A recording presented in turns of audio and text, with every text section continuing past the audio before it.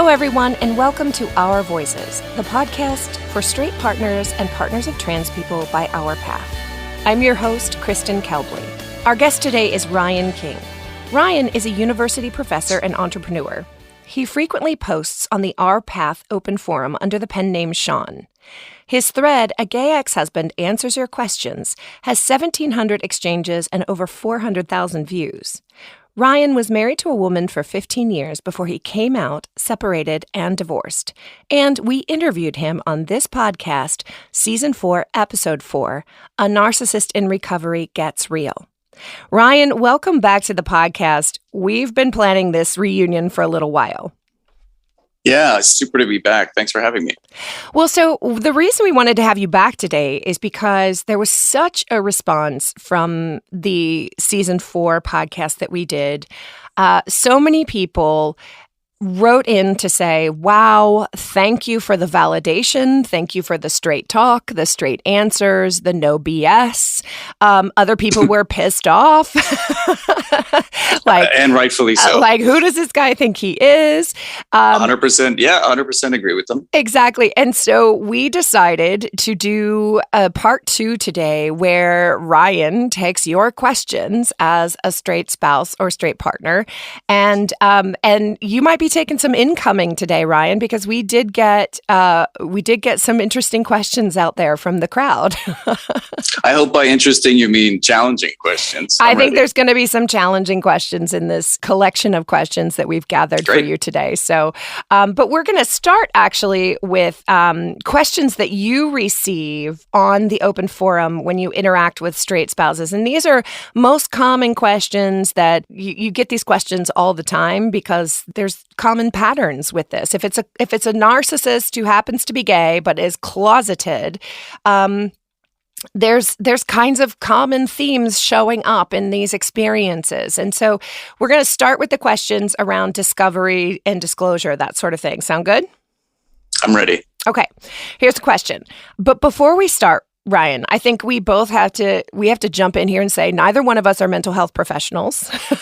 True. We have to jump in here and say that all that we're talking about today is simply our take and opinion based on our experience, particularly you, based on your experience of your own life.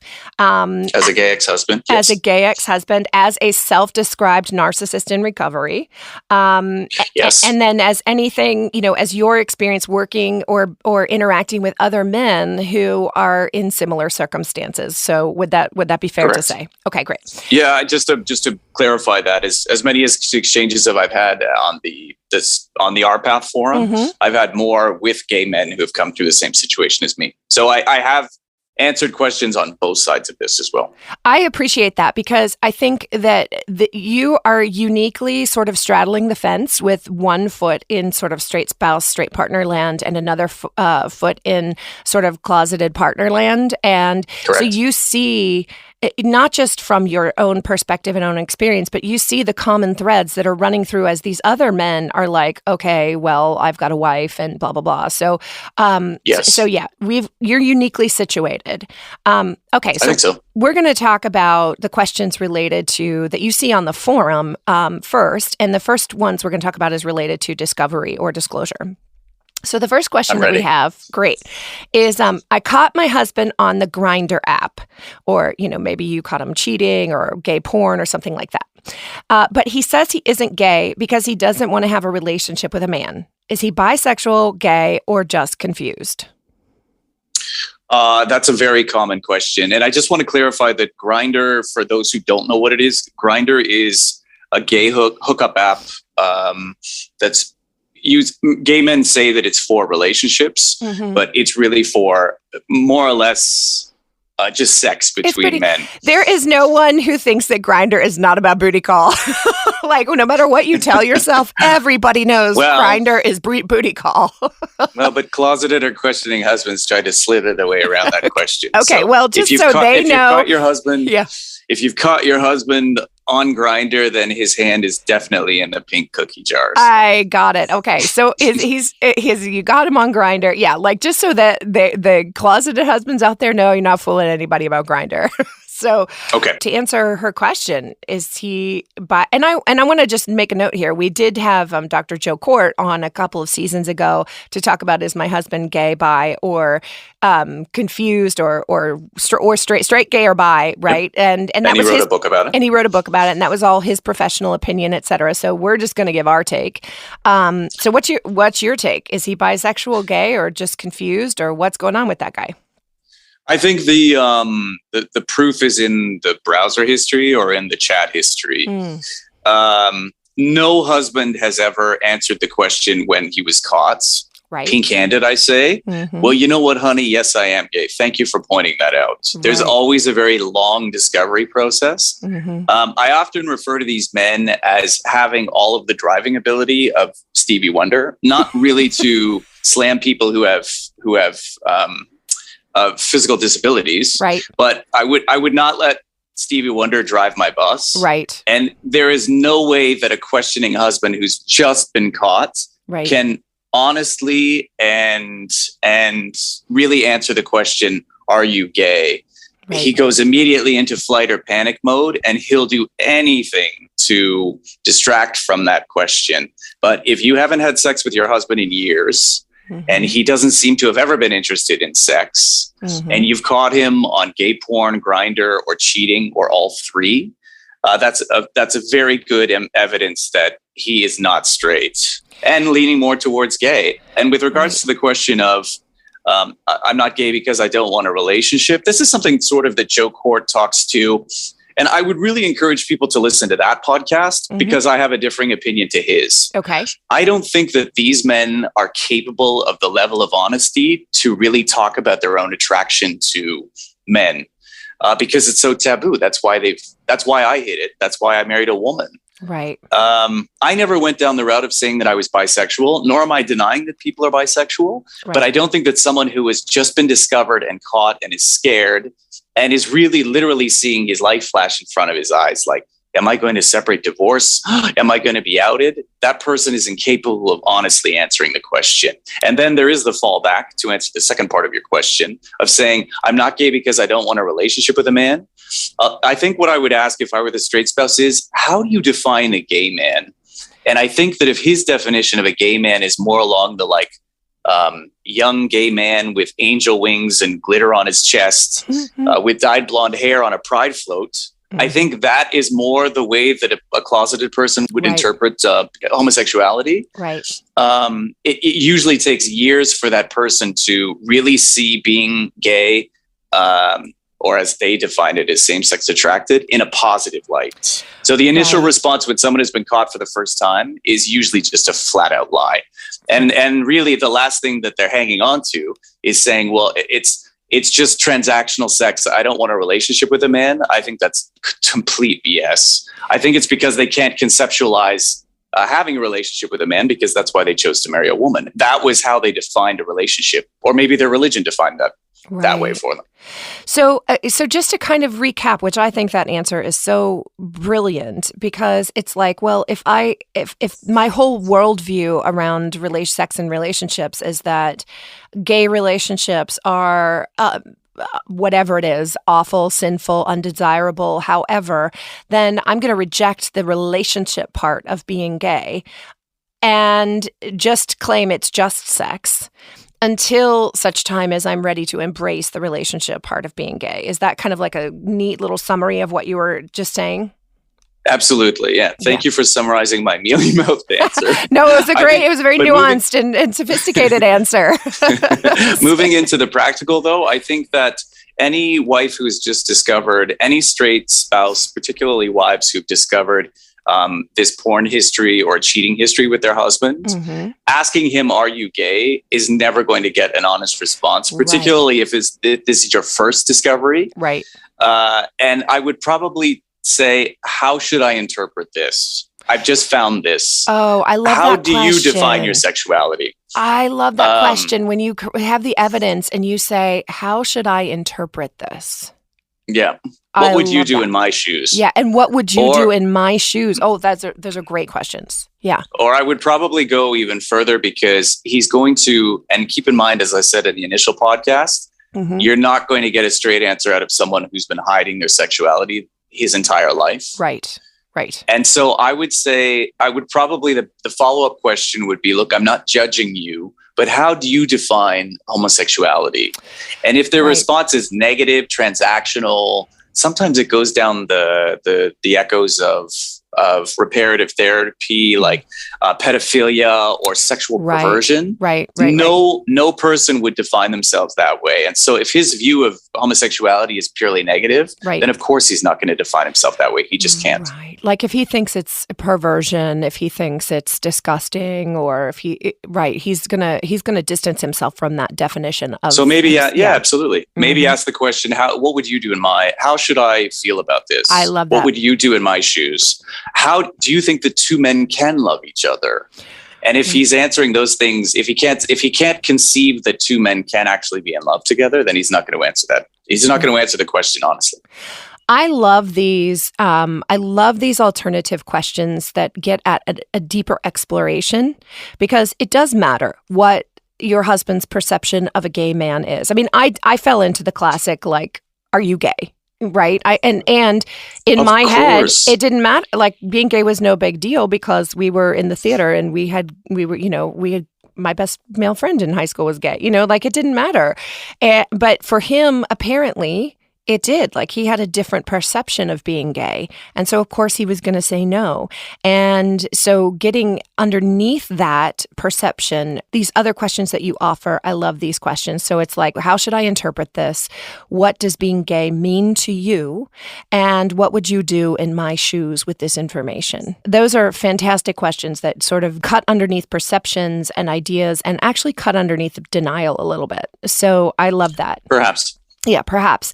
Okay, so next question. So this is for you, Ryan. Do you believe that being gay is nature or nurture? And do men become gay because of their environment, or are they born gay? My opinion is that I was born gay. My first memories of attraction were of my attraction to men. I shared about this. Being at Y Camp and falling head over heels in love with a male lifeguard who looked like Leif Garrett. Totally okay, all right. myself. I can see why. So go Google that, kids. Yep, Leif Garrett. Yep. And I am firmly in the nature camp.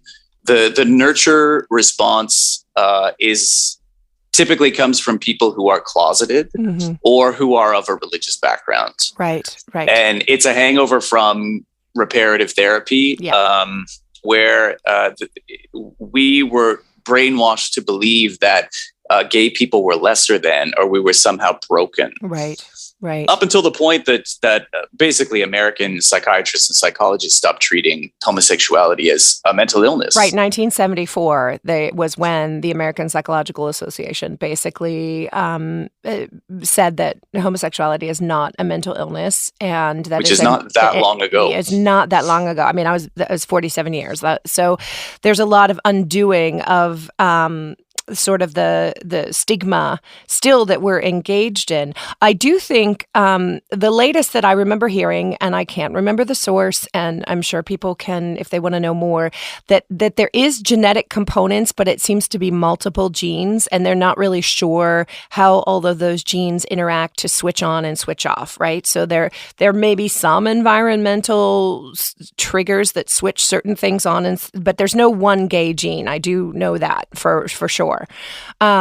The easiest way to rebut that question is asking a straight person, when did you choose to be straight? What made you a straight person? Exactly. And I love that because, right. I mean, second grade, 6 years old, 7 years old, like I'm not going to say his name, but my first crush, I looked over, there was this boy, the clouds parted, angels sang, he was so cute. Like there was no picking my sexuality. So I totally understand that question. Yeah. I am of the nature camp, but there are people who cannot be dissuaded. Yeah. And then for those who do believe that it's nurture, then I wouldn't suggest sort of a frontal attack on them. It's very hard to dissuade them. Most of the people who I've spoken to who think they are of the nurture camp are semi-closeted or came out of conversion therapy or are evangelical Christians. And so you can't dissuade them. But I think universally people now understand that there's nothing we can do as far as conversion therapy or reparative therapy to change someone's sexuality. Even those who were proponents and leaders of, I think of the former leader of Exodus International, which is the now defunct largest conversion therapy organization in the United States. And I think it's been closed for over 10 years now. Right. Even the leaders of that group said that we cannot modify someone's sexuality. Right. Yep, they came back and said we can't do it. Okay, great. Let's look at the next one. So I found my husband's gay porn or Viagra or a box of anal sex toys. He says he's just curious, but definitely not gay. Could he be just curious because of watching too much gay porn?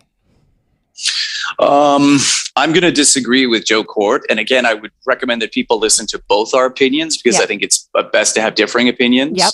I personally believe that what people do in the secrecy of their own porn browser histories, if they're watching gay porn, then I tend to think that that man is attracted to men and is leaning more towards gay. And so if everything leans towards an attraction towards men, porn history, if he's no longer having sex with you, but he has Viagra, he's clearly using that Viagra with someone. Those sex toys are probably for self-stimulation, but if they're in the back of his trunk, then he's taking them somewhere.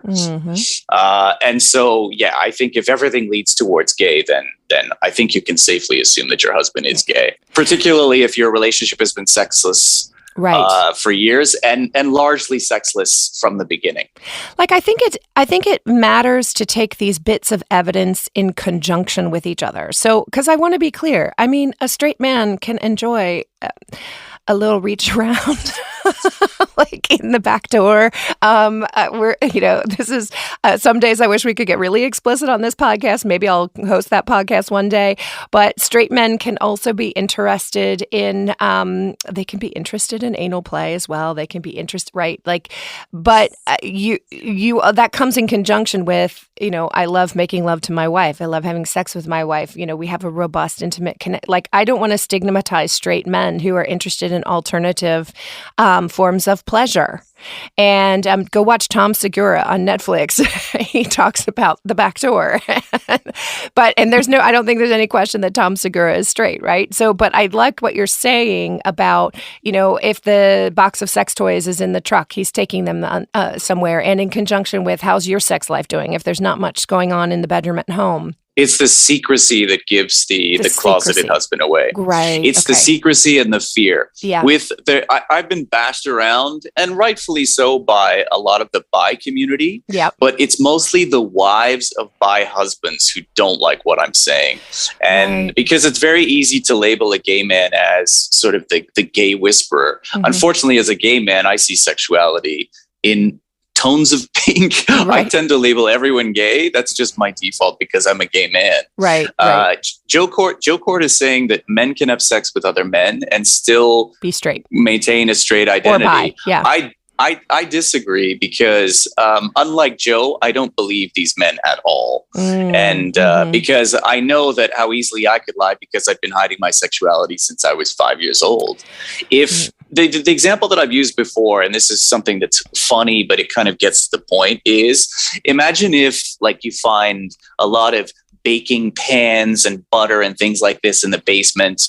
And then your husband comes up from the basement every once in a while and he has flour on his hands. And then you see that his web history is just all baking sites and things like that. Right. And then he just flat out denies that he's interested in baking. That makes absolutely no sense whatsoever. Exactly. I don't know why we suspend our belief when it pertains to sexuality. Right. And I think it is this hangover of some people are just raised in communities or in states in the United States or anywhere where they just deny that homosexuality exists. And so if everything leads to that your husband is secretly baking and he has a baking fetish on the side, I mean, how many times do you have to find him with flour on his hands before you start saying, all right, well, maybe he is baking secretly. Right. Why is he hiding this? And it's the same. If he's got the anal toys, the plugs, the dildos, the porn history, the enema, a chat history. He's using Grindr. Yep. He has a douching kit. Yep. He has all of these things basically allude to that he's having sex with other men. Yep. And that is a red flag if he's no longer having sex with you. Right. He is substituting I mean, he could just as easily have sex with a woman, but he's going out of his way to have sex with men. And I think that's because he's expressing his true sexuality. But to give credit to Joe Court is I think Joe tends to think that and treat couples where they are still have an active sex life. Right. And so, whereas I'm talking about men who really from the beginning have demonstrated no interest, often from the honeymoon, in having sex with their spouses. Yep. She's been begging for it for years, if not decades. She doesn't They've understand. stopped having sex. And clearly he's having some sort of sex on the side. And it just so happens to be with men. For me, that says that he's closeted. Yep. That was my marriage. So I totally and completely understand that and appreciate that explanation and appreciate the reference to, saying, yes, please go check out the Joe Court episode and please make up your own mind with what resonates with your own experience of your husband.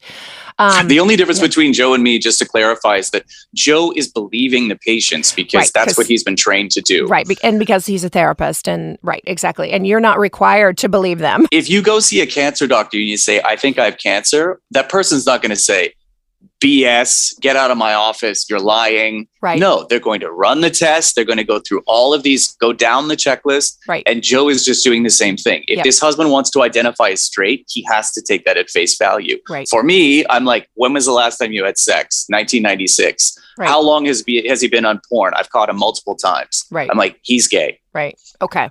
No matter what he says. Let's look at the questions on marriage troubles, and then we'll take a quick break. Okay, sure. So here's a question about what happens during the marriage. My husband has never enjoyed sex with me, and we haven't had sex in years. Is he gay? You kind of sort of have already talked about this a little bit. Yeah. No, but this is very important. Yeah. I think you and I talked about this as pink flags rather than red flags in the last podcast. Mm-hmm. The biggest pink flag in these relationships, this was my experience, and I seem to recall that this was yours as well, is that he is not straight nor straight acting in the bedroom. Yep. As much as a closeted man can play the game outside of the bedroom, if he shows no sexual interest in you from the beginning or a reluctance, where, I mean, it's about as sexual and fun as painting a fence, then that is a massive pink flag. Or not just not fun, but in some cases, the sex can actually be really kind of messed up and even a little bit damaging because what he has to do in order to be aroused enough to be able to have sex with a woman, stuff can get into pretty kind of wild territory in terms of what sometimes women might be asked to do. So that's another angle of it, And I'm happy to discuss that. He's going to as their relationship continues. So maybe he'll make an effort at the beginning, but that very quickly drops off. Yep. There are a lot of excuses. Let's be honest. The average time that people actually copulate is usually less than 10 minutes. Right. No one needs to wait 2 years in order to have a 10-minute roll in the hay. Right. Gay men avoid this because they're not attracted to women and they don't want to have sex with them. Right. And so how does that present itself? Right. He's going to add a lot of conditions too. You have to have a shower. The lights have to be off. You have to be shaved. We can only do one particular position. Right. He's going to add a lot of conditions to try to dissuade her from this, or he's going to come up with a lot of excuses. Right. He's going to say, I have erectile dysfunction, performance anxiety, et cetera, et cetera. Yeah, but he won't even consider getting Viagra, even though it's in his car. Yep, absolutely. Like you ask, let's get your testosterone checked. Nope. So there's a reluctance to actually try to solve the problem. Like if you're the wife and the most damaging thing. Yeah, and the most damaging thing is the blame shift. Yes. You gained weight. Yes. You have to do this. The onus is always on her to try to sexually arouse him. Right. And that's just cruel. Yeah. It's a total blame shift. And most of these women who start posting on the forum, they do think that it's their fault, something we discussed at length in the last podcast. Okay, let's look at this next question. My husband acts like a perfect spouse and the perfect dad when we're around other people. But when we're at home, he seems angry all the time, is cold and distant with our kids, and he's very cruel to me. What is going on? Classic scenario. So I'll use myself as an example. In order to distract from me being a gay boy who was in love with Leif Garrett at Y Camp back in the 70s, Mm-hmm. the lifeguard, I had to become a showman. And I think this is why so many gay boys are artsy, are theater kids, music kids, cheerleaders, anything to be on stage, because it's like, you look at me, look at me, look at me. And it goes from being performers in young age, having a good sense of humor, being extremely charming. Right. Gregarious, outgoing. Oh, Yeah. yeah. And so we use those tools often to trap these straight spouses in the relationship. But once we have you, that mask often comes off when it's in the privacy of our own home. And so you'll see that with a disconnect, no way, really just a complete inability to connect with the children. Always being annoyed and angry because they're getting in the way. And really, when on stage, say at school functions or with friends or family, playing at being the best spouse ever. And I shared in the last podcast is I could play the best husband. I made a big show of giving very expensive gifts to my ex-wife. The speech I gave at her 40th birthday, people were crying. It was all an act. But when it was just the two of us, I could reject her in the bedroom and she would always say to me, "You seem like you're angry with me." And I was, because we discussed this before our last podcast, was I hated her for loving me. I hated myself. And I found it almost unnerving and unsettling to have someone love me unconditionally, because there was so much self-hatred. And so, and it came across as outright anger and hostility towards her. Right. Thank you for being honest about that. There's, for those of us who experienced that dynamic, at the time, it is incredibly disorienting and puzzling and makes no sense whatsoever. And then you have, quite Jekyll and Hyde. Yeah, it's Jekyll and Hyde, and you have such a reasonable explanation for what that psychologically abusive dynamic actually is. It's born in self-hatred. The closeted man, and quite often the gay man, thrives on attention and approval. Yep. But it's continuous supply of attention and approval. Right. We already have that because we trapped our spouses, and our kids have no choice. Right. So there's nothing to gain from continually obtaining their approval. Right. But we can act like the best parent when there are other people around. Right. And the kids are like, "What? They don't get it." And we'll act like the best husband at Christmas. It's also a form of gaslighting, because, when other people see that act out in public, they're like, "Well, why are you divorcing him? He's such an amazing man." Or, and like you feel a little bit crazy when you are divorcing someone like that, because everyone else has seen he was so attentive. He was such a good father. Yeah, such a good father. Like everyone, and they're like, she must be nuts, and for divorcing this guy, and it is maneuvering, and it's a way. As I said, this was a way of trapping my then wife in our emotionally abusive relationship, because there was no way she could get out, because who would believe her? Right. It's a way of trapping the straight spouse in the relationship as well. Got it. Okay, next question. I just confronted my husband with proof that he's been cheating on me with men for years. He broke down crying and begged me to stay together. Now we're having sex all the time, more so than during our entire relationship. What do I make of that? Well, this is called a honeymoon phase, and it's very common. And love bombing. Yeah, love bombing. If you've done any reading about sort of narcissism or sociopathy, I think it's called, and it is an act. It's very common. When the straight spouse has confronted her husband and is starting to hint at separation or divorce, or she's actually said, maybe we should separate, maybe we should divorce, he often then he turns all of that charm offensive that he used to get out of this approval to trap her back in the relationship. And that may even mean that he'll go so far as to try having sex with her frequently, more than they've had their entire marriage. Now, you know that you're in a honeymoon phase because you're basically swept off your feet if you're the straight spouse. After we discussed, coming out of the desert, and then all of a sudden you have a wet bar. Right. Of course, you're going to drink yourself sick. Of course. It's more attention than she's had the entire relationship. Of course. So it's really bewildering, and it does often work. However, it's short-lived. Yeah. Because it's not sustainable. No, it's an act. Yeah. And and it usually doesn't last more than about 3 months, if not less. And most of the straight spouses who I've exchanged with, usually after about sort of the 12 weeks, 3 to 4 months, then the mask falls and he's starting to become abusive.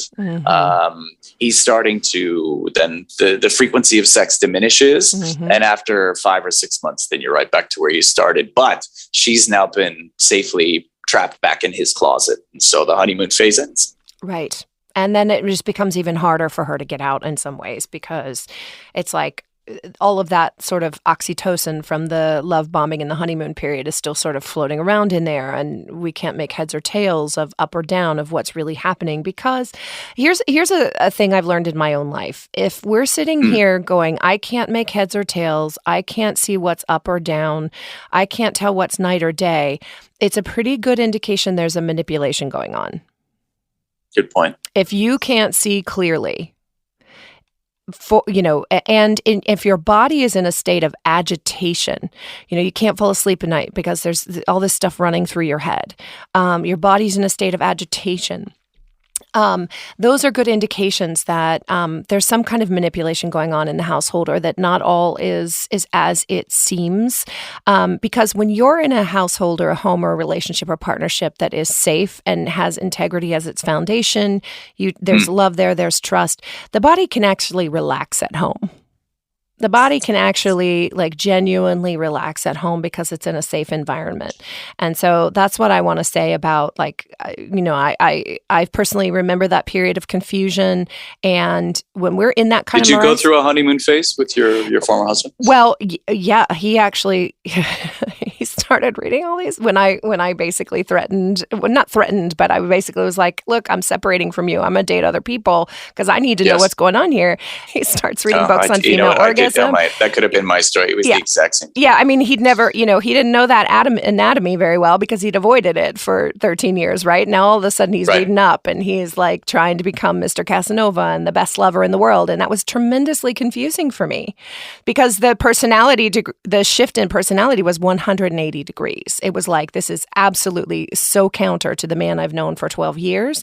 I'm not even sure what, and it was also a manipulation because then it was like, well, this is what I've been asking for 13 years, and now he's finally doing it.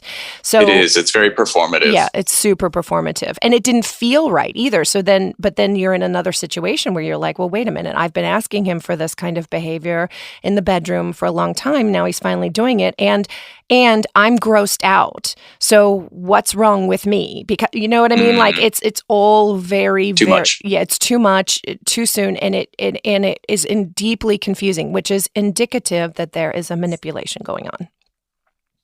Yeah, and I should say, this is my opinion, is that there are two different goals. The straight spouse thinks, oh, finally, my Prince Charming is here. He's the man of my dreams. And he's looking at his watch saying, how long do I have to keep this act up before I have to do this before go back to who I am? Before I've got her back on lock again, and then I can drop the act. And because it's a lot of energy.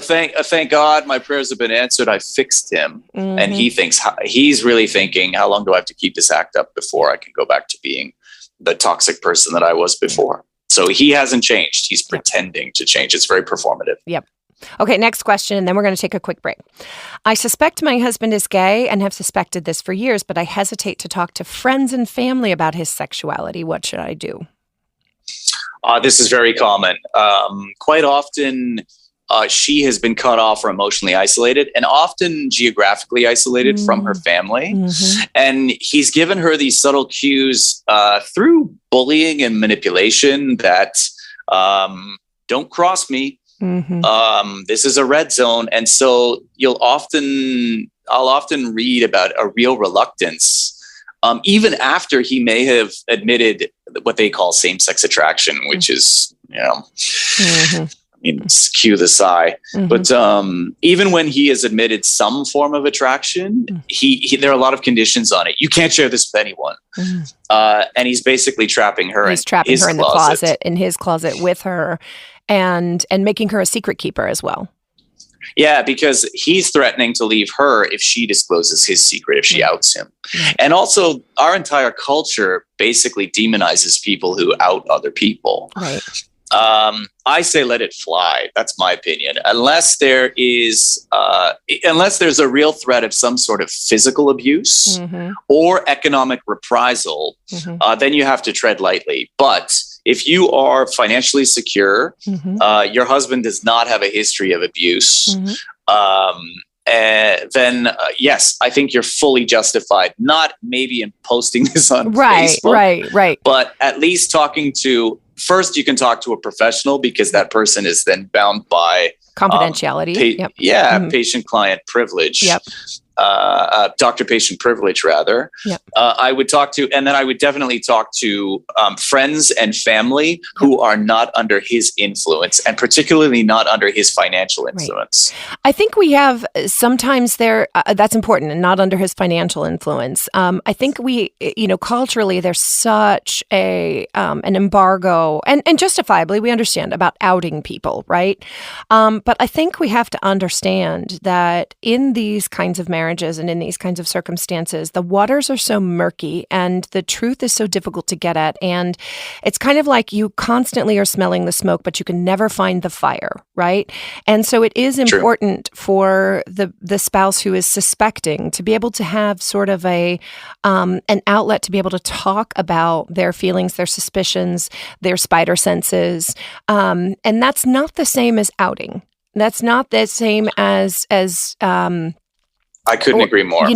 Outing is, a malicious act.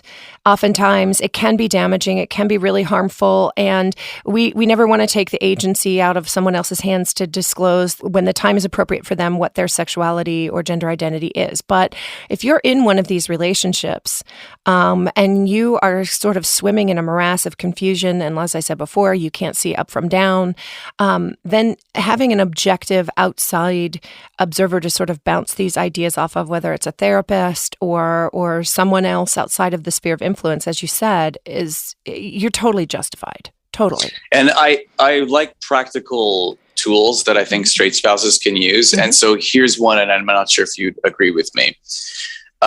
You can disclose to everyone that you are in an abusive relationship.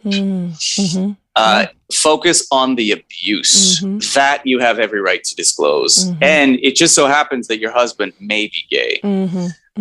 Don't hide that you are in an abusive relationship. If you've been the victim of sexual starvation and neglect for decades, that's abuse. If he's verbally abusive with you, if he has isolated you from friends and family, if he's physically abusive, that is completely different from the issue of his sexuality. Right. You have every right to disclose that you are in, or ask questions. Am I in an abusive relationship? And that does not disclose his secret. I love that. Okay, we're going to take a quick break and we're going to be right back with more Ryan King. Hey everyone, Our Path relies on a team of passionate, dedicated, and competent volunteers to keep it going. Our Path is looking to add a new social media manager, a training manager, and a fundraising manager to our team. The social media manager will push our blogs, podcasts, and other content to our Facebook, Instagram, and Twitter accounts on a regular schedule. The training manager will train our support contacts and group leaders in best practices. And the fundraising manager will design and run our fundraising campaigns. Now more than ever, we need good people. If you have a skill set you think we could use, please contact us at execdirector@ourpath.org. All right, Ryan, we are working our way through all of these questions that come in through the form. We've got a couple more. This is more about separation and divorce. My husband is the breadwinner, although I work part-time. If we divorce, I'm afraid he'll cut me off and the kids financially. What should I do? That's something that I think, I'm not a lawyer, so I think it's something that someone should discuss with a qualified divorce attorney. Yep. The issue of disclosing his sexuality, particularly if your husband has decided to remain closeted following separation and divorce, which happens that's a a hard lot. Question to answer. It does. Often it can be used as a bargaining tool in a divorce settlement because you do know his secret, but you'd have to tread lightly and consult with counsel on that. My opinion is that if you really do fear economic reprisals, then you should keep it. You should keep it to, say, the forum where it's anonymous, or talk to a mental health professional rather than broadcasting it to the world. I don't think you should risk your livelihood or the economic security of yourself or your family. But I think you should do everything in the meantime to become because it is another form of control and manipulation and abuse. Because quite often these closeted husbands, there's a common theme of isolating them from friends and family, and earning more, and economically trapping their spouses, not letting them work, having lots of children, discouraging them from working. And that's another form of control. And so I think straight spouses should work like hell if they can to gain their economic independence from him. And if for a time that's not possible, then you may find yourself in a situation where you cannot disclose. And so maybe you should do that within a 12-step program, or through our path, or through counseling, where those people are bound to confidentiality. This sort of brings, this is a little bit of a tangential question, but also related. Sometimes these divorces, and we're going to get to sort of post-divorce and co-parenting questions in a second, but sometimes these divorces are really brutal. Mine was, I speak from personal experience, but not just me. I was just speaking with someone who is in the process of finalizing the divorce, and the punishment tactics and the manipulation tactics and the reputation management tactics are like, there's the threat to, someone I know there's a threat to basically press for full custody of the children and basically label her as an unfit mother. And, this is just really, and this can happen. Look, this can happen in straight divorces as well, and often does. You know what I mean? Like, so this is. There can be anger in straight relationships as well. Exactly. There can be all of that. We want to say that. But this happens to be like, it's a narcissistic tactic. And that's kind of what we're talking about here. So the brutality of some of these divorces, do you have any insight into that? And is it best to fight as dirty? This is totally an opinion question, not a lawyer question. I don't know what your divorce was like, but... very amicable. Okay, very it was. Amicable. Okay. And very fast. If it gets dirty, do you get as low down and dirty as they're being in order to fight back? Like, there's an exhaustion factor when you go through one of these divorces where at some point, and I think sometimes the spouse who's being very brutal and narcissistic is counting on that at some point you're just going to go, I give up. I'm not going to fight. It's not worth it anymore. I'm just going to lay down my arms and walk away from the battlefield, which, may be a right choice. I don't know for everybody, but there are times when it's like, do you fight back hard? Do you just give as good as you get? I don't know. There's a straight spouse who I spoke to just a few weeks ago, who she said, I made the mistake of not understanding that we were adversaries from the beginning. Yes. He always saw me as his adversary. Yes. I saw him to the bitter end as my husband. Yes.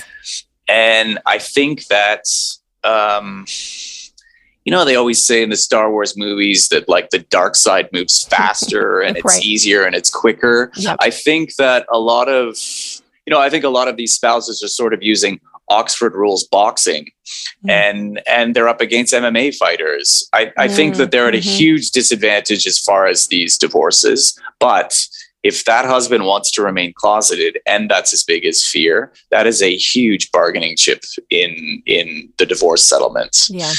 But you're playing with fire, because a lot of these men, myself included, have been manipulating people since we were 5 or 6 years old, and they're just better at it. And quite often, even during the honeymoon phase, from the minute that he's been caught, he is positioning to discredit you, make you sound like you're crazy and angry and so on with friends and family. Yep. He's been working behind the scenes quite often sometimes for years before you've even divorced. And quite often he already has someone lined up as a partner who he's going to move in with immediately or pick up with as soon as they're separated. I haven't really answered your question. I guess my answer would be, what is the value of your sanity and well-being? Maybe it's just best, if this is really physically threatening, if your health is at issue in a long drawn out divorce, I don't think you should get anything less than you deserve, but you have to weigh that against whether any dollar figure is worth your health and the health of your children, because quite often the kids can be caught in the middle of this as well. Right. It's so complicated. I'm not sure if that answered your question. No. It's okay. It's, I don't have a particular recommendation one way or another. Just and I had one of those brutal divorces. Like in the moment, did you? you're I didn't just know that. constantly weighing your sanity. And so it's I a will say tough one. that straight spouses should be prepared. The person you are divorcing and the way that he's acting, that's who he was the entire relationship. The entire time. Right. Okay, so just a couple more questions on from the forum. Sure. Let's see. I recently talked to my husband about separation. He suddenly told me he was abused as a child and that this has resulted in him acting out with other men. What should I do? And we did talk about this a little bit in the first episode we did together, but I'm working with someone recently where the child abuse script has been, deployed. And what do we do here? Well, look, there's an excellent example of a podcast that you just did. The script was, this was with a questioning lesbian spouse. And somehow the babysitter, who was obviously younger than she was, held her down and kissed her. And then she fought her off and then threw her out of the house. And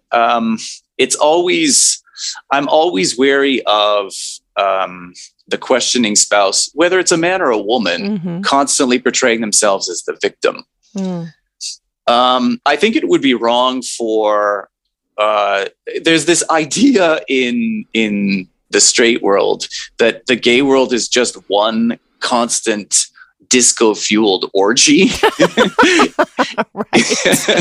It isn't. Like, you can't just drive up to the orgy shop and then have an orgy. It takes a lot of work to hook up in the gay community, particularly if you're older and you're a married husband and you're giving off that sort of fear factor and you're hiding and you're out of shape and if you look like Chris Hemsworth, Thor, then people are going to be falling at their knees to have sex with you. I think there's somehow, and there is this easy play that I think it goes back to the original question, which is abuse made me gay. It's a script that I've heard forever and ever and ever. Right. And what the reality is from the gay side, how he tells his gay friends is, I went down to the cruising park when I was in high school, a gay cruising park. I met this guy and then we had sex outside and it was fantastic. The way that he explains that to his church community or his wife when he gets caught is, I was lured to the park. 2 men held me down and then I was sexually assaulted. And so I'm a bit skeptical. I do believe, obviously, that abuse, particularly childhood abuse, happens and it's barbaric. And it's real it's barbaric. I just flat out don't believe these men when they're portraying themselves as victims. I think it's too easy. Well, I think there's an important distinction. Like, I think you can be gay or straight as a man or a woman as a child. You can be a gay child who was sexually abused. You can be a straight male child who was sexually abused. But the question becomes, is the abuse what makes you gay? And that's really, I'm not an expert in this field at all, but I think there are legitimate sort of questions around that because, there are husbands who essentially get caught having affairs their whole married life. And then they say, I'm just acting out the abuse I encountered as a child. And it's like, I'm not gay. I'm just compulsively acting out and reenacting the sexual abuse that I had as a child. And that's terribly confusing for the wives. It's terribly confusing because then her sympathy and empathy are engaged. Oh my gosh. Or codependency. Or codependency, thank you. Oh my gosh, I'm what kind of an awful person am I if I don't stay with him and nurture him and care for him through this? And then there's the hope dangling. Okay, well, maybe he really is straight underneath there once we get the acting out taken care of. Totally. But it almost like engages her deeper into the dynamic of the relationship, Yeah. victim and savior. I know it is. My interpretation is that this is a final, like a Hail Mary pass attempt to try to reassert control over the relationship. I don't often get into the minutia of what happened because I just flat out don't believe a lot of these men, because I know what I was capable of saying and doing, which was anything to hide my sexuality. So I kind of sidestep it, and it's something we talked about in the last podcast, which is gauge your husband's honesty over the entirety of your marriage. Where is he on a scale of 10 as far as his honesty? 10 being completely honest, 0 being a pathological liar. If he's scoring about a 2 or 3, then 20% of what he's telling you about this abuse history is true. And he's probably spinning it in that. And if it was an abuse history that happened when he was of age to provide consent, then it was probably him seeking out a sexual encounter, not unlike what was described in the podcast that we just talked about with the lesbian spouse. Clearly, she invited that woman in. Clearly, the woman was younger than she was. I think they were. And then in her mind, she got scared and said, okay, I was coerced into this or forced into this. That's often how people justify a first sexual experience with the same sex, because it's very scary and traumatizing, but the facts just don't line up. And hard to admit that you actually sought it out. Hard to acknowledge that you actually sought it out. Exactly. Yeah. It's never like I went to the gay bar, I hung around for 4 hours, and then I fumbled around in the bathroom with this guy. I was lured into the gay bar. Someone spiked my drink.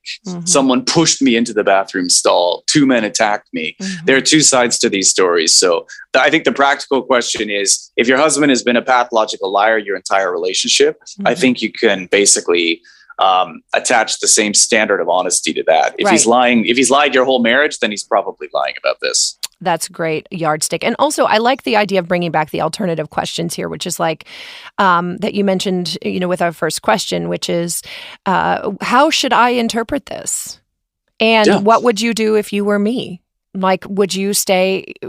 Because he has to go. If this is true, that he has been sexually abused as a child, then hopefully he's getting therapy. He's serious about his healing. He's actually working to treat the trauma of it. He's actually taking that, understanding the importance of healing for his marriage, relationship, and family.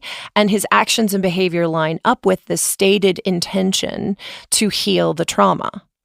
And so, absolutely. And so he has to be showing through his words and deeds and behavior that have integrity, that he is seriously working towards healing that trauma. So, and with the idea that once the trauma is healed or worked through, then there should be no more need to act out sexually with men or otherwise.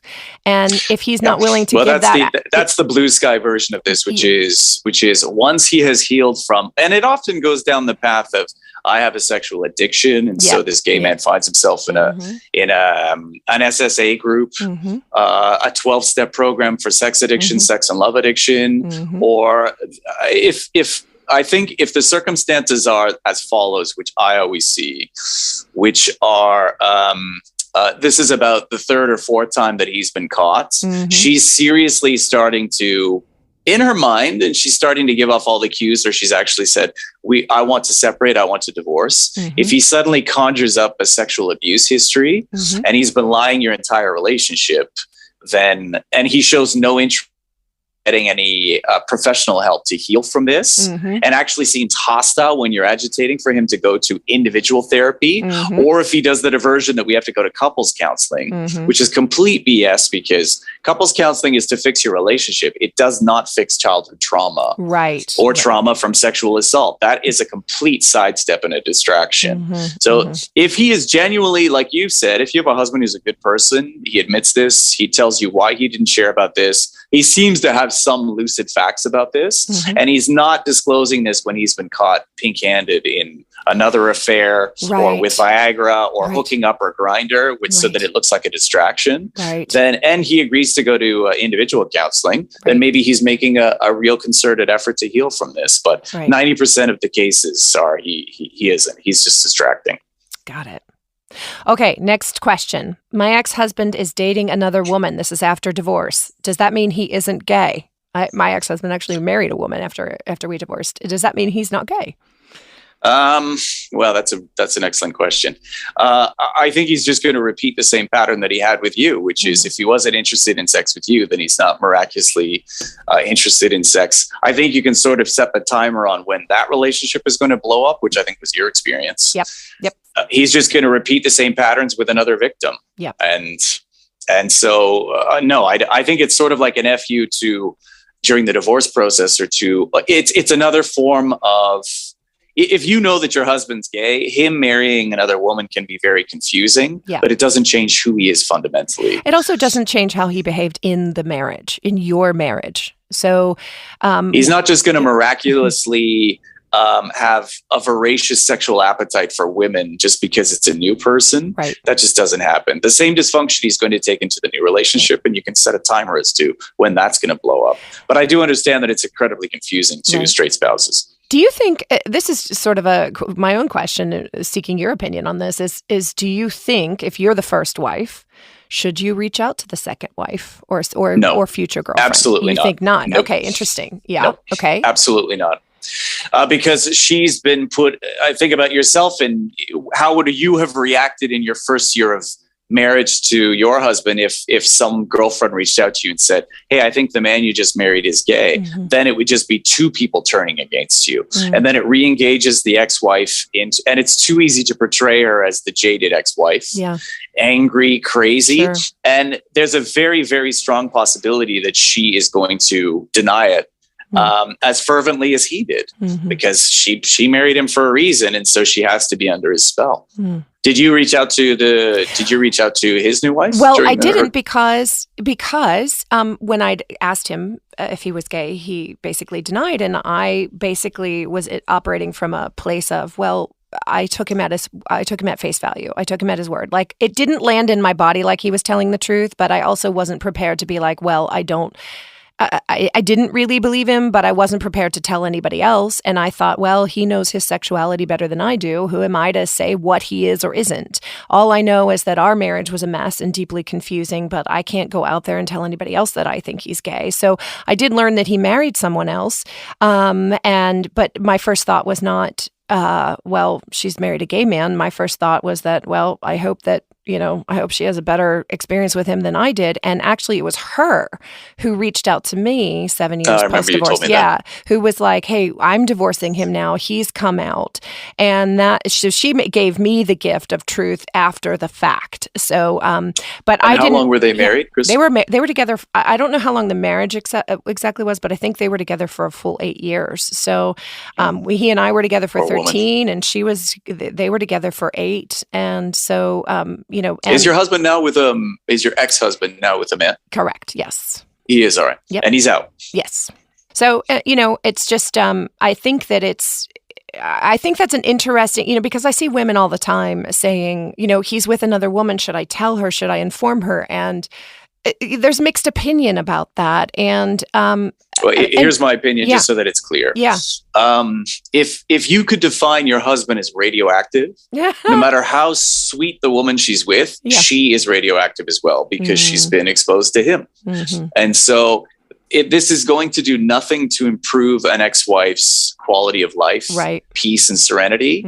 I know that there are a million justifications, like I have to warn her. It's trying to re-engage with him to have the final confirmation. What I think the straight spouse wants to know, particularly if he's remarried a woman, is he really gay? I need to hear it from someone else.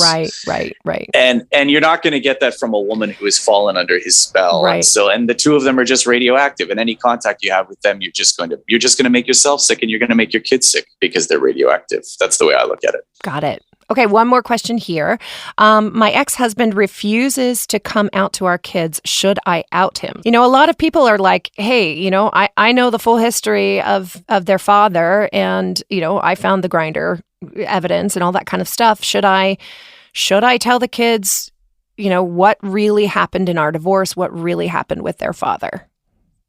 I think you have every right to share your side of the story, particularly the abusive side of your story, without getting into the sexuality issue. Again, I think it boils down to whether you're going to have financial reprisals because of you're disclosing his secret. If your husband has chosen to remain closeted even after the divorce, I don't see any reason to out him to the kids, because then you're then back on his radar and he's just going to start attacking you again. Got it. I think you can focus maybe on the dysfunction of the relationship and how that's not love.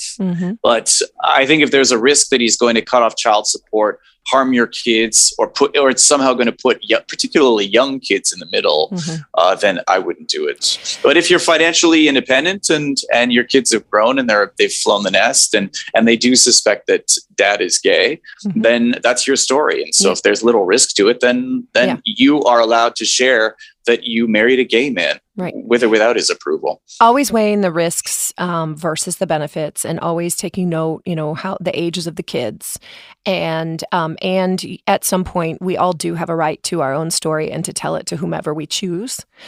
True. So that's something as well. But I think you're right to just caution, what stage are you at before, and if there's any financial risks, et cetera, or other kinds of risks, to be wary of that. We're going to take a quick break, and then we're going to ask the questions that came in after the first podcast aired. So we'll be right back with more Ryan King. Hey everyone! Do you remember the moment when you first discovered your partner wasn't straight? What was that moment like for you? Were you confused, scared, shocked? Did you reach out for help? Are you far enough along on your path that you can reach back and help someone else? Our Path is looking for new support contacts to join our volunteer force. Support contacts reach out to the newbie, offering support and an experienced ear. They provide critical support in difficult moments and connect straight partners and partners of trans people with other resources. The ideal candidate for support contact would be able to be a source of calm and compassion while hearing the stories of straight partners in crisis. If you're looking for a meaningful way to give back and make a difference in the lives of straight partners and partners of trans people, please go to ourpath.org and click on Join the Team at the top of the homepage to learn more or apply. And we're back with Ryan King. So, Ryan, these next questions came in after the first podcast aired, and we decided that we were going to do this second podcast, and we kind of put a call out over the Our Path Facebook pages and said, hey, if you listened to the first episode and you had some questions for Ryan that you wanted to have answered, go ahead and send them to us. So some of these are going to be a little bit incoming, I'm ready. But, I trust that you're going to be able to roll with these. The first one is, do you know if this question is from Kate. She said, do you know if the down low community or the closeted homosexual community is doing anything about the spread of disease? There is a great health concern for women whose husbands give them STIs as a result of their down low behavior. And since you are in contact with other men in similar situations, does there seem to be a care around getting a wife or a partner sick with an infection of something that may impact her health, or is that not a consideration? No, it's not something that I've ever discussed with. Well, I should say that I'm in a monogamous long-term relationship, as are most of my gay friends as well. So there is an aversion to getting in relationships and hooking up with men who are still married to women. I don't know if that's born out of a concern for possibly giving the straight spouse an STI. It's not something I've ever openly discussed with anyone. In general, men who are out try to avoid these closeted gay men, and they're very easy to spot, like the plague, because they're just damaged goods. They're radioactive. So I appreciate that, because I always I do wonder sometimes, of my our gay brothers, if as a woman, do they ever kind of have empathy for wives, or vice versa, husbands, when you're out on the dating scene and you can tell somebody is still in the closet, or they're married to a woman and they just took off their wedding ring as they entered the gay bar, or they saddled up and ordered a drink and realized they were still wearing their wedding ring and they took it off and slipped it into their back pocket, that kind of thing. Like, are you like, come on, dude, and I'm not going to engage with you until you can be on the table about who you are and what you are? Gosh, I think I know from myself personally is whenever I'm in gay spaces, I can spot a closeted man. within about a heartbeat.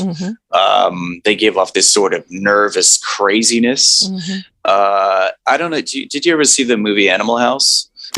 I didn't, and I am of the generation. Okay. So there's this scene in Animal House where this mostly sort of white Caucasian frat, they go to this African American bar to see this band that had played in their frat house, and they walk into this bar, and he's like, "Hey, Otis," who's the singer, and everyone in the bar is black, and the music stops, and everyone stares at them. That's exactly what happens when a closeted man walks into a gay space. Got it. Everyone knows that he is, and everyone avoids him, and it's not out of some altruistic idea of protecting his wife. It's just that they don't want to get into the pool with someone who's drowning. Got it. Okay. They're just too damaged. Got it.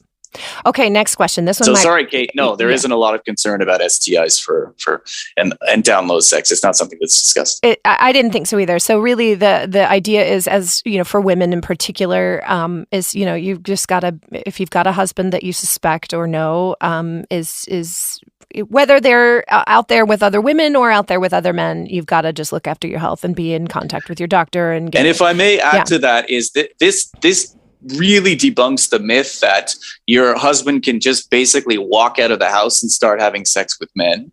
Men who are closeted, because they put a lot of conditions on the sex, put a lot of conditions on the sex with gay men. Oh, okay. Yeah. Okay. They won't show face pics on Grindr. They won't disclose a lot of information. They're not using a real name. They do a lot of lying. Yeah. And so the reason that I'm bringing this up is, your husband is working extremely hard to hook up with someone. It doesn't just happen as he's described it when he gets caught. Okay. He spent hours, if not weeks, trying to set up some sort of sex date with someone, because it's really hard for closeted men to hook up with gay men, because gay men want nothing to do with them.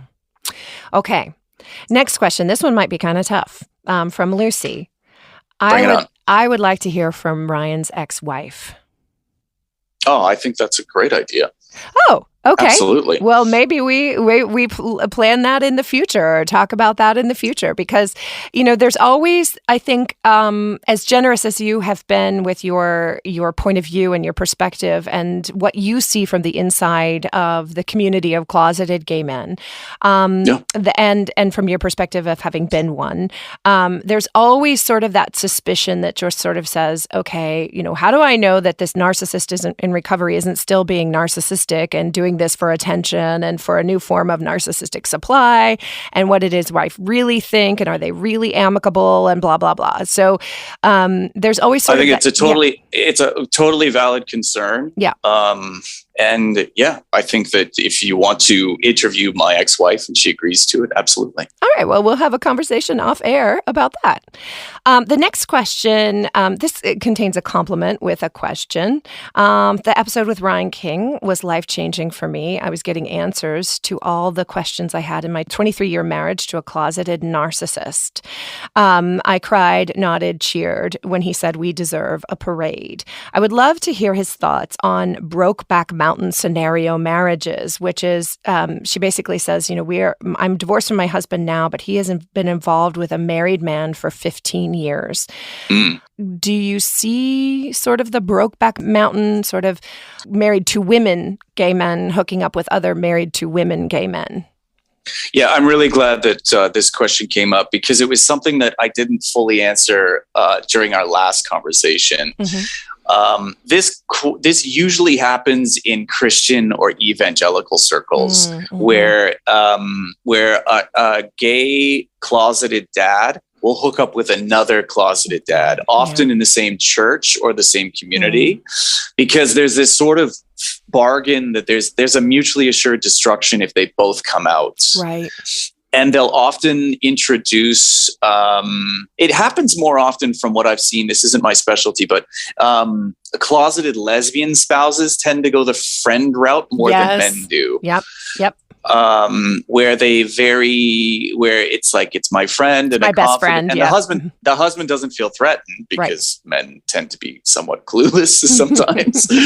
and he's always happy that she has a friend to confide in. And so I think it's more common from what I've seen with closeted lesbians going the friend route, but particularly in evangelical communities, or very conservative American states, Yep. you'll often go the Brokeback Mountain, which is two dads who, if they come out, they're going to blow up both of their lives. And so there's sort of a mutually assured destruction clause that they're safe within that.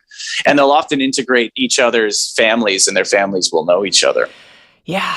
Wow. That's a whole nother layer. So if we're talking about a practical example of that, if your husband has largely been a loner because he's been gay, or he was taunted for being gay as a kid, or he has, quite often in these religious circles, he'll disclose what he calls a same-sex attraction as kind of a savior clause, just to be, and he'll tell his wife, and she's like, well, we'll pray to overcome this. If he's it's particularly in religious communities that he'll suddenly show up with a new best friend. They're around the same age. And then they start doing a lot of motorcycle trips or fishing trips and things together. They'll do things just the two of them. Right. And if their body language around each other is more as a couple, then I think you're dealing with the Brokeback Mountain situation. Got it. Okay, thank you. That gives us a clear image and something sort of practical to sort of look for. Okay, this next question comes from one of the husbands. Jason says, my ex-wife confessed that she knew about her same-sex attraction before we met. Unfortunately, she did not disclose this to me until after I discovered her same-sex affair. Regardless, my ex-wife continues to blame me for the demise of our marriage. I wasn't there for her. I was too controlling. I was even abusive. She tells this to our children. She seems to find some comfort in casting me as the villain. Do you have suggestions about how I can improve the relationship with my ex-wife? It's not that I need an apology. Thousands of dollars of therapy have gotten me past that.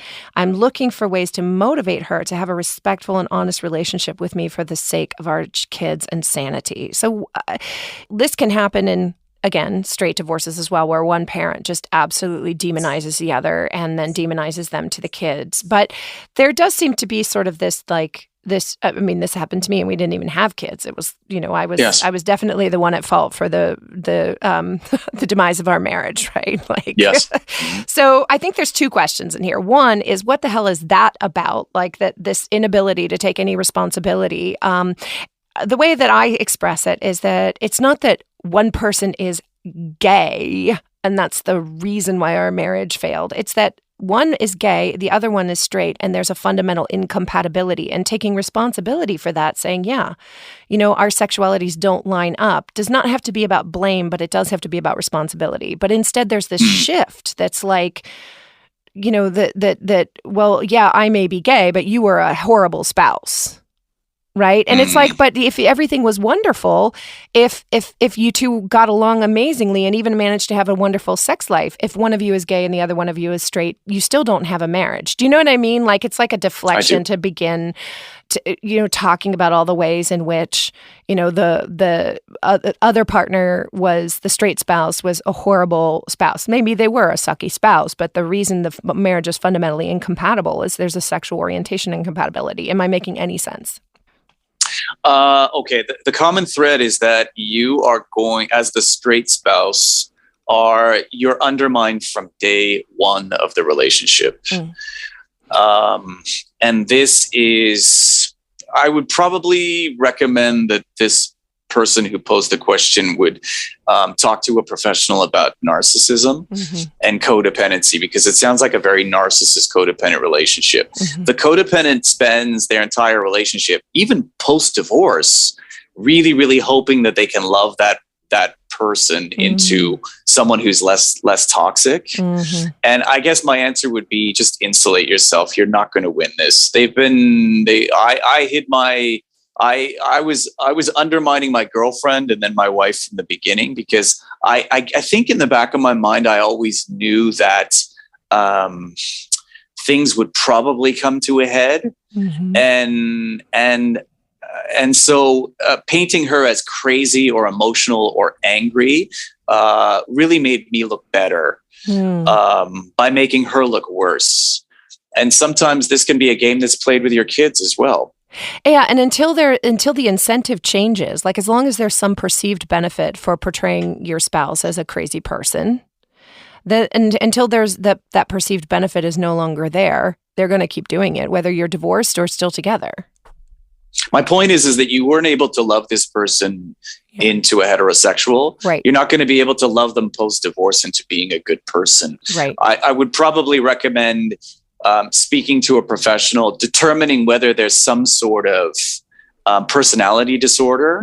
If there is, you're never going to change that person, no matter how noble, it's just a waste of time. The only thing I think I would do is maybe, as the spouse on the other side, would be to insulate myself and equip the kids as far as dealing with a narcissistic or a personality disordered parent.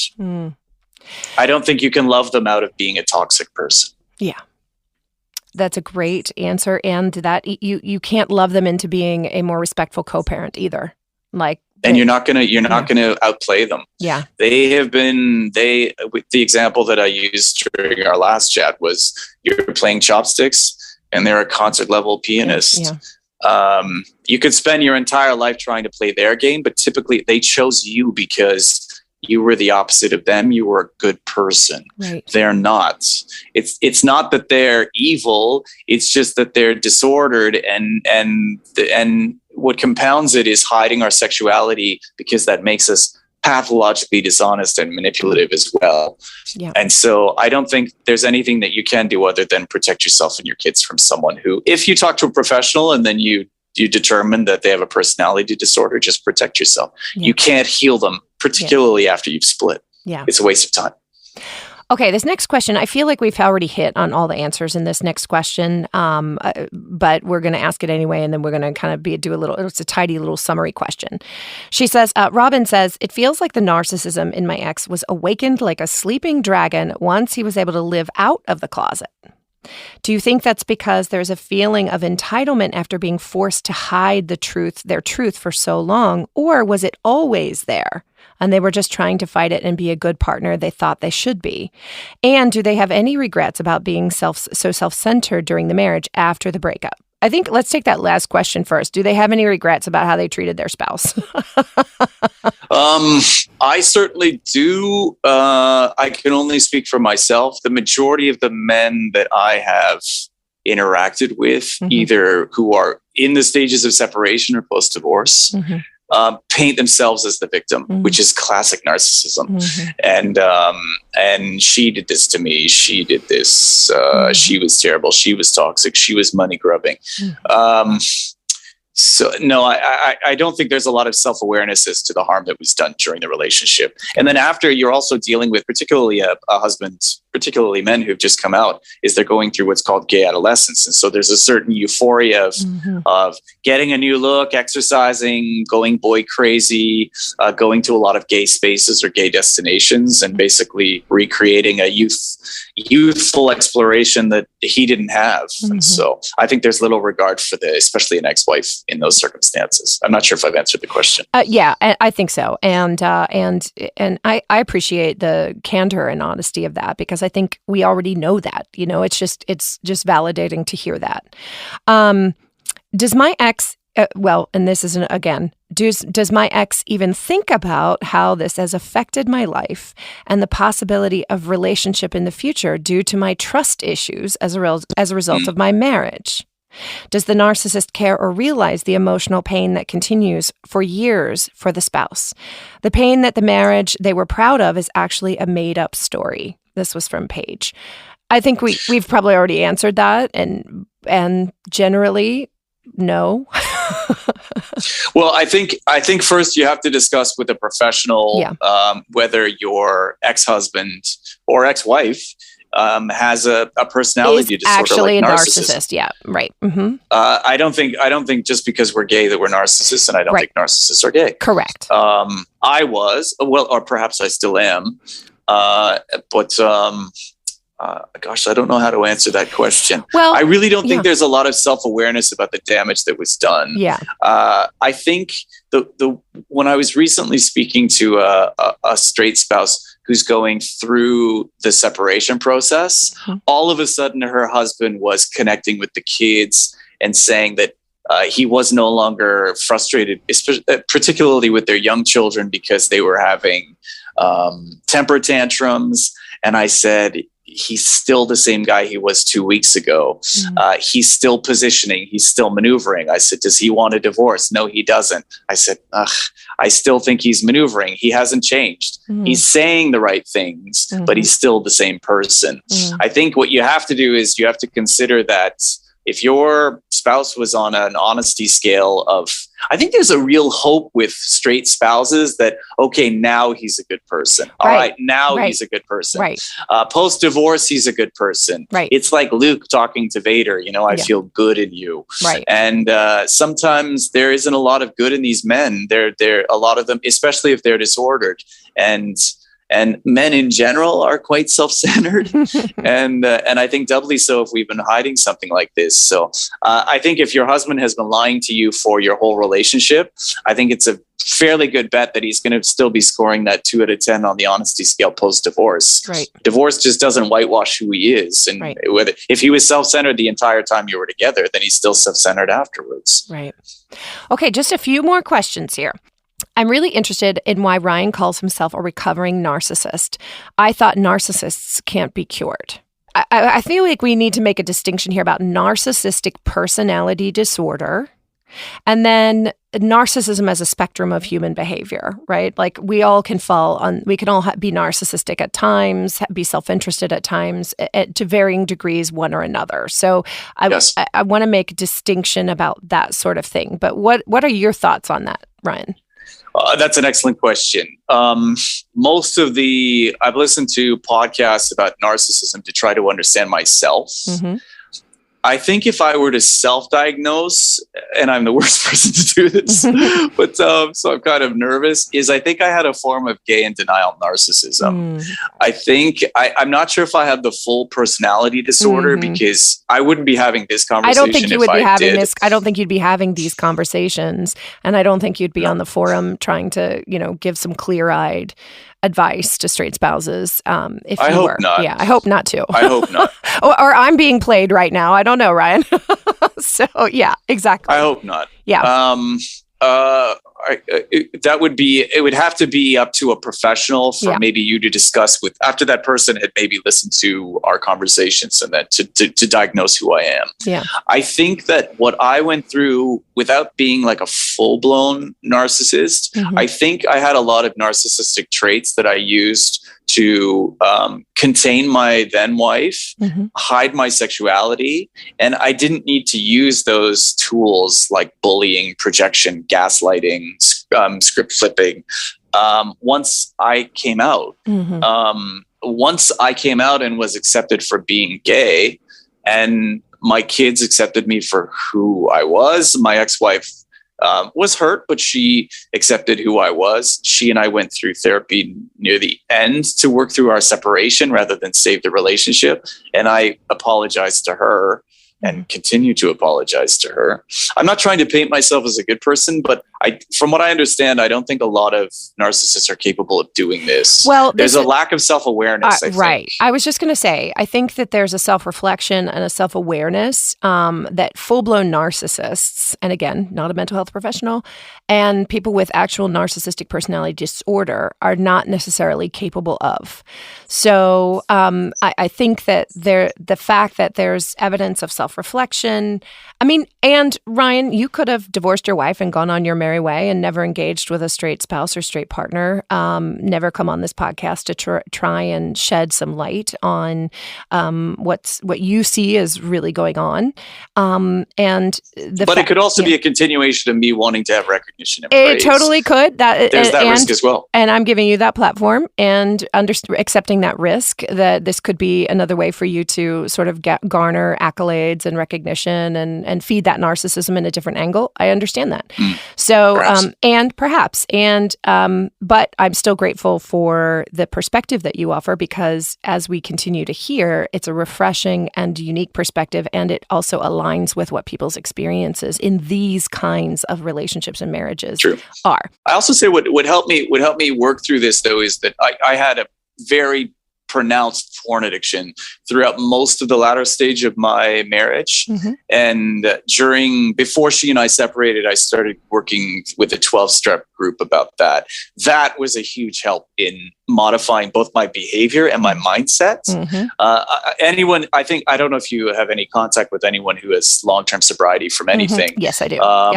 There is an honesty and an authenticity and just a genuine nature of people who are long-term in recovery that I found in 12-step that completely changed my mindset. And so a typical reaction would be like, I'm the worst person to diagnose this, but a typical personality disordered person would feel attacked by having to answer hard questions. Right. Or I would go out of my way to find out who these people are and then ruin their lives. You know what I mean? There would be a narcissistic injury that you would have to actually retaliate for.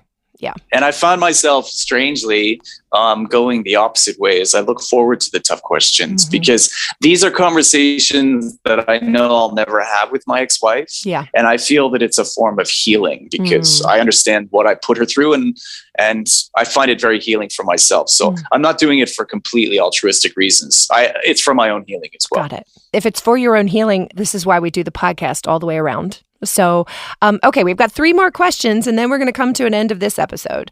So the first of the last 3 is, are closeted narcissists still narcissistic in gay relationships? So, okay, they've been in the marriage, with the woman, they've been closeted, they do come out, if they do come out, and then they get in their first gay relationship. Are they still narcissistic towards that first gay partner? This is an excellent question. And this is from it's Amy. Actually, thanks, Amy. This is an excellent question. This is where maybe it's karma, but these men struggle once they've come out of these marriages with these compliant spouses. They really get their asses kicked, pardon my French, in the gay community, because other men will not put up with their bullshit. Okay. Yep.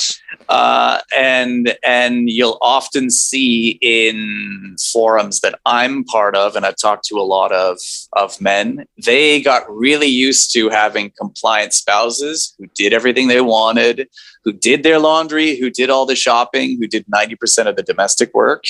And they want to find someone who's that compliant in the gay community, but they're not Chris Hemsworth. A lot of these men are middle-aged. Maybe they're not as attractive as they used to be or sexually desirable. And they really struggle to find partners, and they struggle with their relationships because a lot of them are very toxic people and maybe narcissists too. And they don't know how to be in relationships where there is a healthy give and take because they've only been used to one-sided, dominant and manipulative relationships. And so there's a lot of frustration and a lot of venting online because these men, I can't meet anyone. This is terrible. They don't want to put in the work to actually find a healthy partner. What they want is they want to go back to having someone who's like a lapdog. And a lot of other gay men just won't put up with it because they don't have to.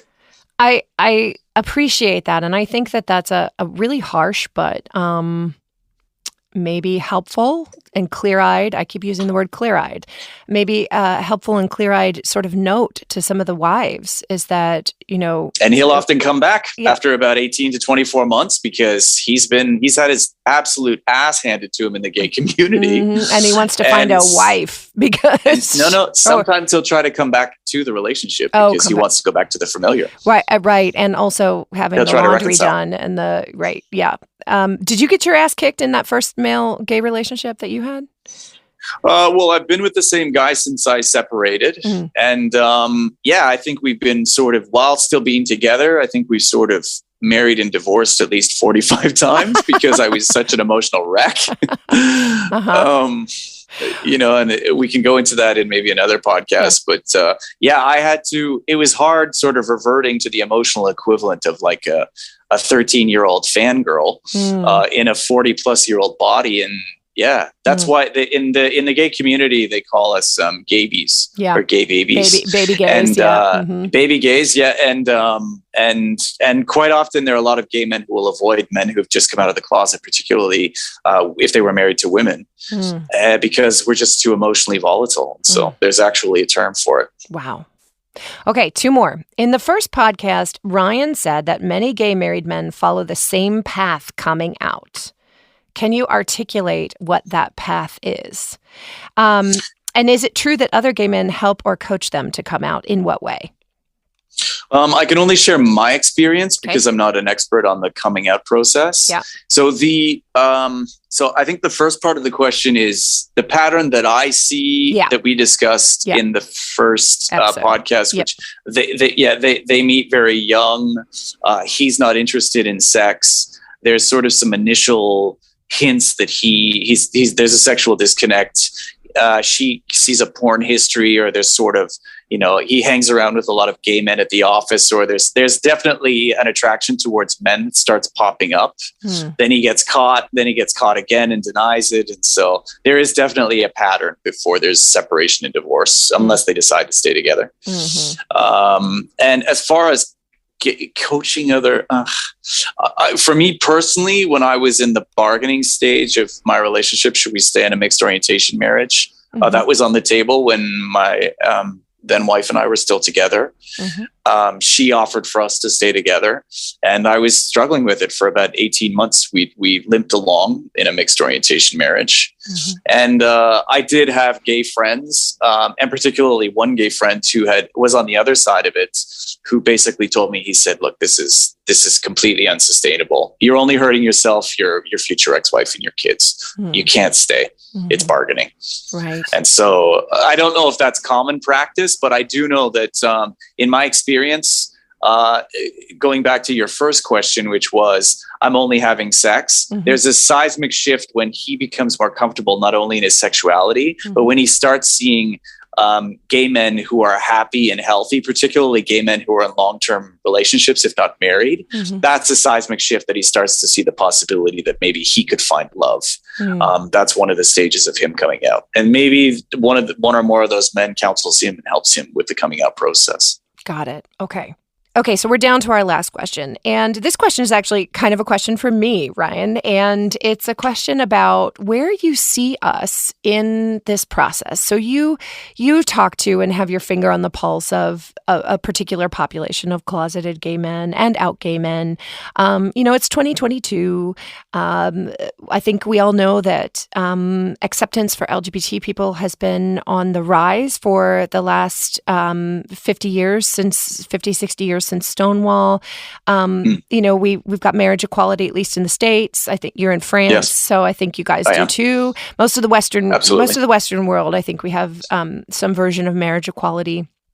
Do you think it's getting better in terms of people not feeling like they need to enter closeted marriages or mixed orientation marriages, or do you think that we're still in the thick of the coming out and the reckoning of all of this? Where do you think we are?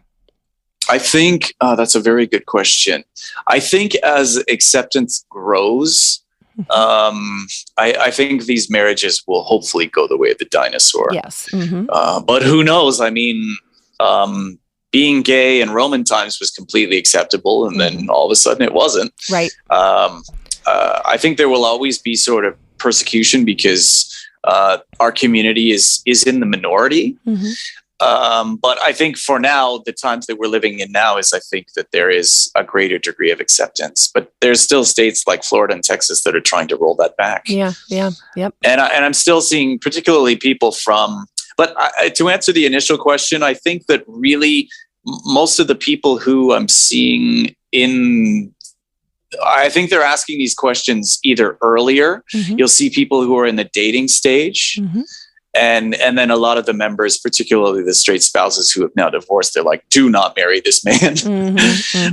And I think through what we're seeing through technology is there seem to be a lot more resources that are available to people who can ask these kinds of questions. Right. And so I hope that these are going the way of the dodo, but there's still a lot of There's a recent example of someone who joined the forum not too long ago. She was from a very religious evangelical community. She thought that her relationship was ordained by God. There's still pockets of people who still believe that they can pray the gay away. Right. There are still pockets, and there's still geographic areas where it's more common.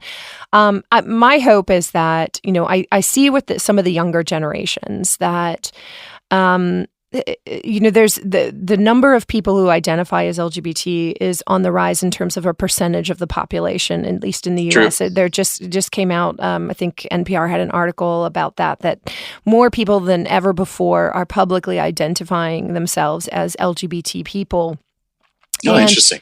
That's another podcast, that discussion. But if that is the case, though, it does speak to greater acceptance in many ways, and also a younger generation, I think, that hopefully just doesn't care, like in terms of be whoever you are, be whatever you want. And so maybe with these Gen Zers, are we on Gen Z now? I don't even know.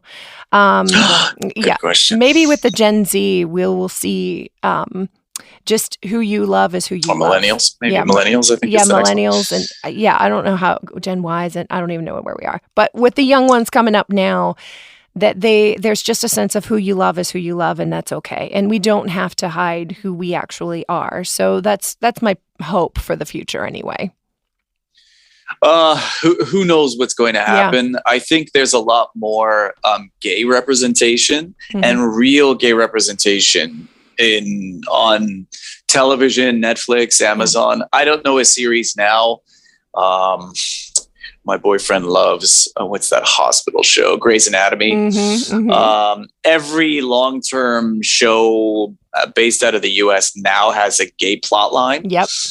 And it's not the predator of the 70s, nor the priest who's in hiding, nor the damaged goods. They're just couples like anyone else. Right.